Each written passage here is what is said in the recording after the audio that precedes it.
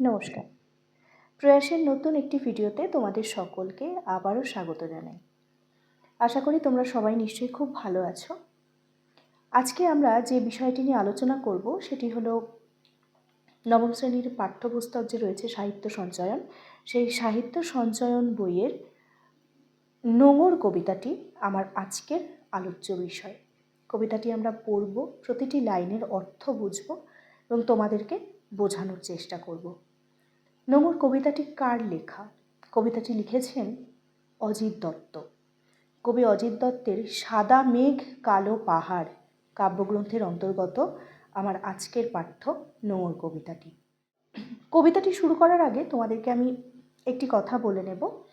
কবিতাটি পড়ব যখন, কবিতাটি একটি রূপক কবিতা, অর্থাৎ কবিতার শুরুতে যখন আমরা শুরু থেকে কবিতাটা পড়ব একরকম অর্থ তো আমরা বুঝবই, কিন্তু কবি এই সমস্ত প্রত্যেকটা লাইন, প্রত্যেকটা শব্দর পেছনে তিনি আরও একটি অর্থকে হয়তো আমাদের সামনে প্রকট করেছেন বা তুলে ধরার চেষ্টা করেছেন। তাই বাইরের একটা অর্থ তো আমরা পাবই, কিন্তু অন্তর্নিহিত আরও একটি অর্থ আমি কবিতার শেষে তোমাদেরকে আলোচনা করব। আপাতত লাইন অনুযায়ী কবিতায় যা রয়েছে সেই অনুযায়ী আমরা বিশ্লেষণ করি। চলো শুরু করা যাক। নোঙর, অজিত দত্ত। প্রথমে বলে রাখি নোঙর কী। নোঙর হলো একটা বিশেষ আকৃতি সম্পন্ন, একটু বাঁকানো ধরনের একটা লোহার দণ্ডও ঠিক নয়, একটা লোহা দিয়ে তৈরি একটা বস্তু, যেটা কী হিসাবে ব্যবহৃত হয় সেটা নদীতে যখন নৌকো বাঁধা থাকে, তো নদীতে যদি নৌকো আমরা রেখে দিই, নদীতে তো জলের স্রোতে ভাসতে ভাসতেই নৌকাটা চলে যাবে। তখন ওই নোঙরের সাহায্যে পাড়ের সাথে নৌকোটাকে আটকে রাখা হয়। নোঙরটা হচ্ছে সেই আটকে রাখার কাজটা করে, যাতে নৌকাটা ভেসে না যায়। এক্ষেত্রে এই নোঙরকে ব্যবহার করে কবি কী বিশ্লেষণ করেছেন চলো দেখে নেওয়া যাক। পাড়ি দিতে দূর সিন্ধু পাড়ে নোঙর গিয়েছে পড়ে তটের কিনারে। কবি একজন নাবিক। এই কবিতায় কবি নিজেকে একজন নাবিক হিসাবে দেখিয়েছেন, যিনি বহু দূর 7 সমুদ্র 13 নদী পেরিয়ে যেতে চান, বহু দূরে। দেখো প্রথম লাইনেই বলেছে পাড়ি দিতে দূর সিন্ধু পাড়ে। তিনি বহু দূরে পাড়ি দিতে চান, সাগর পাড়ি দিতে চান, তার অনেক ইচ্ছা বাইরে দূর দূরান্তে যাওয়ার, কিন্তু উপায় নেই, কারণ তিনি নৌকো করেই যেতে চান অবশ্যই, কারণ যেহেতু নোঙরের প্রসঙ্গটা এসছে। তিনি যেতে চাইলেও ভাত সাজছে কে? বাদ সাজছে নোঙর। তিনি যেই নৌকায় চেপেছেন তার নৌকাটা নোঙরে বাঁধা পড়ে আছে। নোঙরটা যদি না পড়া থাকতো কবি কিন্তু বেরিয়ে যেতে পারতেন বা নৌকা নিয়ে এগিয়ে যেতে পারতেন, কিন্তু সেটা সম্ভব হলো না, যেহেতু নোঙর পড়ে গেছে তটের কিনারায়। সারা রাত মিছে দাঁড় টানি, মিছে দাঁড় টানি। কেন মিছে দাঁড় টানা? কবি আকুল চেষ্টা করে যাচ্ছেন, তিনি দাঁড় টেনেই যাচ্ছেন, যদি একটু এগোয় নৌকা, কিন্তু নৌকা এগোনো কখনোই সম্ভব নয়, কারণ যেহেতু নোঙর পড়ে গেছে তাই নৌকা ওখান থেকে এক চুলো সরার মতো অবস্থায় থাকতে পারে না, এক চুলো সরতে পারবে না। যেহেতু নোঙরে আটকা আছে নৌকাটা, সুতরাং এগোতেও পারবে না। তাই কবি বলেছেন মিছেই দাঁড় টেনে যাচ্ছি। দাঁড় টানলে তো নৌকা এগোয়, কিন্তু কবির দাঁড় টানাটা পুরোটাই মিছে হয়ে যাচ্ছে, মিথ্যে হয়ে যাচ্ছে, কারণ কবি এগোতে পারছেন না। জোয়ারের ঢেউগুলি ফুলে ফুলে ওঠে, এ তরিতে মাথা ঠুকে সমুদ্রের দিকে তারা ছোটে। জোয়ারের ঢেউগুলি, নদীতে জোয়ার ভাটা সবই থাকে, জোয়ারের সময় জলস্ফীতি হয়, জোয়ারের ঢেউগুলি ফুলে ফুলে উঠছে, এমন সময় এ তরিতে মাথা ঠুকে তারা, জোয়ারের যখন জলস্ফীতি হচ্ছে, প্রচণ্ড জলস্ফীতির ঢেউগুলো এসে কবির নৌকায় ধাক্কা লাগছে, ধাক্কা খেয়ে তারা আবার পেছনে ফিরে চলে যাচ্ছে, কারণ নৌকা তো এক জায়গায় আটকানো, নৌকা তো চলছে না, তাই ঢেউরাই এসে বাধা পেয়ে ফিরে চলে যাচ্ছে। এই তরিতে তারা মাথা ঠুকছে, মানে ধাক্কা খাচ্ছে, খেয়ে তারা সমুদ্রের দিকে পেছনে ফিরে চলে যাচ্ছে। তারপর ভাটার শোষণ, স্রোতের প্রবল প্রাণ করে আহরণ। এরপর ভাটার সময় কি হয়? ভাটা সব জল শুষে নেয়, জলের হ্রাস পেয়ে যায়।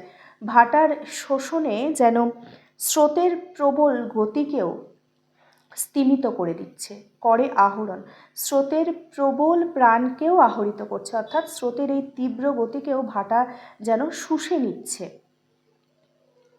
জোয়ার ভাটায় বাঁধা এ তটের কাছে আমার বাণিজ্য তরী বাধা পড়ে আছে। জোয়ার ভাটা চলছে নদীতে, এই সব কিছুর মাঝখানে আমার তরীখানা ওই নোঙরের জন্য বাধা পড়ে রয়েছে। যতই না দাঁড় টানি, যতই মাস্তুলে বাঁধি পাল, নোঙরের কাছি বাধা তবু এই নৌকা চিরকাল। একটা বিষয় তোমরা লক্ষ্য করলে কি না, কবি কিন্তু এখানে বলেছেন আমার বাণিজ্য তরী বাধা পড়ে আছে, অর্থাৎ কবির নৌকাটা কিন্তু যাত্রীবাহী নৌকা নয়। কবি তার নিজস্ব বাণিজ্যের, হয়তো কি বাণিজ্য সেটা আমরা জানি না, বাণিজ্যের সমস্ত সামগ্রী নিয়ে সেই নৌকা করে তিনি পাড়ি দিতে চান। তার এই নৌকাটা, তার তরী হচ্ছে বাণিজ্যের তরী, বাণিজ্যের হয়তো বিভিন্ন পণ্য সামগ্রী নিয়ে তিনি যাচ্ছিলেন বা যেতে চাইছিলেন, সমস্ত পণ্য সামগ্রী নিয়ে তিনি আটকাই পড়ে রইলেন। তাই বলছে যে আমার বাণিজ্য তরীটা বাধা পড়ে রইল এই তটের কাছে। যতই দাঁড় টানি, যতই মাস্তুলে বাঁধি পাল, মাস্তুল হচ্ছে একটা খুঁটি বিশেষ, যেটা কিনা ওই নৌকায় থাকে, একটা খুঁটির মতো ছোট থাকে, যেটার মাধ্যমে পাল বাঁধা হয়, যার সাথে পাল বাঁধা হয়। পাল হচ্ছে একটা বড় একটা কাপড়, তোমরা নিশ্চয়ই দেখেছো নৌকায় পাল দেওয়া। সেই কাপড়টা কি হবে, নৌকো যখন এগোবে কাপড়টা হাওয়ায় তত কাঁপবে, এবং হাওয়ায় যত কাপড়টা পালটা দুলতে থাকবে তত তরী এগোতে থাকবে। হাওয়াতে, প্রচণ্ড হাওয়ার সময় পাল দিয়ে পালটা সবসময় নড়তে থাকে, এবং তার ফলে কি হয়, নৌকো তত তাড়াতাড়ি দ্রুত এগোতে পারে, তার জন্যই নৌকোতে পাল বাঁধা হয়। তো কবি সব চেষ্টাই করেছেন, তিনি তার মাস্তুলে পাল বেঁধেছেন, দাঁড় টানছেন, যত কিছুই করুক না কেন নোঙরের কাছি, কাছি মানে হচ্ছে দড়ি জাতীয়, দড়ি বলা যেতে পারে। নোঙরের, যেহেতু নোঙরটা তো একটা সেই লোহার একটা দণ্ড ধরনের জিনিস, একটা লোহার বস্তু যেটা দিয়ে আটকে রয়েছে নৌকাটা, কিন্তু নৌকার সাথে নোঙরটাকে বাঁধা রয়েছে একটা কাছি দিয়ে, কাছি অর্থাৎ দড়ি দিয়ে। সেই দড়িটা যেহেতু নোঙরের সাথে বাঁধা রয়েছে, তাই স্বাভাবিকভাবেই কবি এগোতে পারছেন। এবং প্রত্যেকটা লাইনে কিন্তু আমরা কবির এই আক্ষেপটা দেখতে পাচ্ছি যে তার যাওয়ার আপ্রাণ ইচ্ছা থাকা সত্ত্বেও তিনি কিন্তু এগোতে পারছেন না, এবং না পারার আক্ষেপটাই এই প্রতিটি লাইনে বারবার ধরা পড়ছে। পরবর্তীতে কি বলেছেন কবি, নিস্তব্ধ মুহূর্তগুলি সাগর গর্জনে কেঁপে ওঠে। কবি রাতের বেলা যাচ্ছেন এবং চারিদিক তখন নিস্তব্ধ, শুধুমাত্র সাগরের গর্জন শোনা যাচ্ছে, চারিদিক যেন কেঁপে উঠছে, নিস্তব্ধ চারিদিকটা, এই সমস্ত মুহূর্তগুলো যেন কেঁপে উঠছে শুধুমাত্র সাগরের গর্জনে, কারণ ওই সময় আর কোনো আওয়াজই শোনা যাচ্ছে না, শুধু সাগরের ওই ঢেউয়ের ডাকগুলোই শোনা যাচ্ছে। স্রোতের বিদ্রুপ শুনি প্রতিবার দ্বারের নিক্ষেপে। দুঃখিত, স্রোতও যেন কবিকে বিদ্রুপ করছে যে তুমি এত চেষ্টা করেও পারছো না। কোথাও একটা কবির মনে হয়েছে স্রোতও যেন তার সাথে বিদ্রুপ করছে, এখানে ঠাট্টা করছে, বিদ্রুপ করছে, যে অনেক তো চেষ্টা হলো, তবু তো এতটুকু এগোতে পারলে না। প্রতিবার যতবারই কবি দাঁড় ফেলছেন ততবারই তার মনে হচ্ছে স্রোত তাকে বিদ্রুপ করে কিছু শোনাচ্ছে, এবং এতে তার আরও বেশি খারাপ লাগছে কবির। যতই তারার দিকে চেয়ে করি দিকের নিশানা, ততই বিরামহীন এই দাঁড় টানা। আগেকার দিনে যখন দিক নির্ণয়ের জন্য এত কিছু ব্যবস্থা ছিল না, তখন মানুষ কিভাবে দিক নির্ণয় করতেন, বিশেষত নাবিকরা যারা নৌকোয় যাতায়াত করতেন, তারা তারার দিকে তাকিয়ে দিক নির্ণয় করতেন। কোন দিকে কোন তারা আছে সেই অনুযায়ী তারা দিক নির্ণয় করে এগিয়ে যেতেন তাদের লক্ষ্যে। এক্ষেত্রে কবিও ঠিক সেই সময়কারই বর্ণনা করেছেন। কবি বলছেন, যতই আমি তারার দিকে তাকিয়ে থাকি এবং দেখছি যে আমাকে এই দিক দিয়ে যেতে হবে, আমি দিকের নিশানা যতই করি না কেন তাতে আমার কোনো কিছুই লাভ হচ্ছে না, যতই দিক নির্ণয় করি না কেন ততই আমার এই দাঁড় টানাটা বিরামহীন হয়ে যাচ্ছে। আমি অবিরাম টেনেই চলেছি, বিরামহীন মানে অবিরামভাবে, যেটা মানে কন্টিনিউ যেটা করে যাওয়া, আমি অবিরাম দাঁড় টেনেই চলেছি, কিন্তু ওই দিকের নিশানাই করি আর যাই করি, এই দাঁড় টানা আমার সবটাই বৃথা যাচ্ছে, কারণ আমি এগোতে পারছি না। তরি ভরা পণ্য নিয়ে পাড়ি দিতে সপ্ত সিন্ধু পারে, নোঙর কখন জানি পড়ে গেছে তটের কিনারে। তরি ভরা পণ্য নিয়ে আমি যখন সাত সমুদ্রে পাড়ি দিতে যাইছি, ঠিক কখন যে নোঙরটা পড়ে গেল আমি নিজেও বুঝলাম না। কবি নিজেও জানতেই পারলেন না যে কখন তার নৌকোতে নোঙর আটকে রইল, বা নোঙরে তার নৌকোটা বাধা পড়ে গেল। সারা রাত তবু দাঁড় টানি, তবু দাঁড় টানি। আমি জানি নৌকো এগোবে না, আমি জানি বাধা পড়ে গেছে নৌকো, কিন্তু তবু আমার যে আপ্রাণ ইচ্ছা এগিয়ে যাওয়ার, সেটা তবু থামবে না। তাই নোঙর যেমন পড়েছে, তেমনি আমার ইচ্ছাটাও একইভাবে আমি অবিরাম আমার দাঁড় টানার চেষ্টা চালিয়েই যাব। কারণ যদি কখনো সুযোগ হয়, যদি কখনো ছুটে যায়, যদি আমি এগোতে পারি, অর্থাৎ এই যে সদিচ্ছা, শেষ পংক্তিতেও একটা কিন্তু কবি একটা পজিটিভ বার্তা আমাদের দিয়ে গেলেন যে আমি জানি যেটা হবে না, তবু চেষ্টা করতে তো কোনো ক্ষতি নেই, আমি চেষ্টা করতেই থাকি, যদি কখনো এগোতে পারি, যদি সম্ভব হয় এগিয়ে যাওয়া, তাই আমি তবু দাঁড় টেনেই চলছি। এটা তো গেল কবিতার আক্ষরিক অর্থ। লাইন অনুযায়ী যদি আমি পড়ি তাহলে এই অর্থটাই আসে। আশা করি আক্ষরিক অর্থ কবিতার তোমরা বুঝতে পেরেছ। তবে ভিডিওর শুরুতেই আমি বলেছিলাম কবিতাটির যে শুধু আক্ষরিক অর্থটাই মূল অর্থ তা কিন্তু নয়, কবিতার একটা অন্তর্নিহিত ভেতরকার অর্থ রয়েছে। এবার আমরা সেটা বোঝার চেষ্টা করব। দেখো, নোঙর কবিতায় যে নোঙরের কথা বলা হয়েছে, বা নোঙর কবিতায় যে নৌকোটার কথা, কবির যে দাঁড় টানার কথা, সবটাই আমাদের জীবনের সঙ্গে অঙ্গাঙ্গিভাবে জড়িত রয়েছে। তার কারণটা কি? কবি বারবার বলেছেন পাড়ি দিতে সপ্ত সিন্ধু পারে।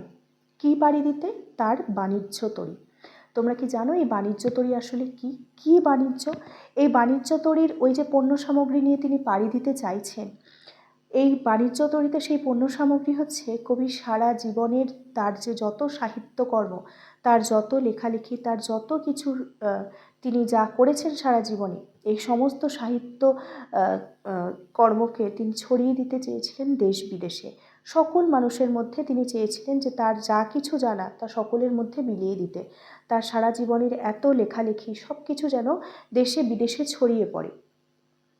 কবি সেই অনুযায়ী সপ্ত সিন্ধু পাড়ে যে পাড়ি দিতে চাওয়ার কথাটা বলা হয়েছে, তিনি এখানে সেটাই বোঝানো হয়েছে, তিনি দেশে বিদেশে তার এই সাহিত্যকৃতি ছড়িয়ে দিতে চেয়েছিলেন।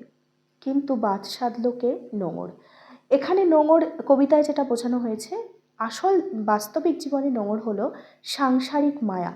সংসার জীবনের মায়া এক কঠিন বিষয়, যা কাটিয়ে ওঠা বহু মানুষের পক্ষে সম্ভব হয় না।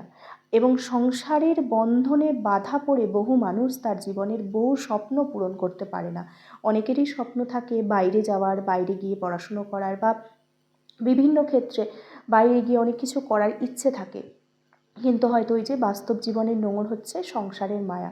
সংসারের মায়া কাটিয়ে বাইরে এগিয়ে যাওয়া, বা সংসারের মায়া কাটিয়ে নিজের স্বপ্ন পূরণ করতে এগিয়ে যাওয়াটা অনেকের ক্ষেত্রে অনেকখানি অসম্ভব হয়ে পড়ে, বা বাধার সৃষ্টি করে।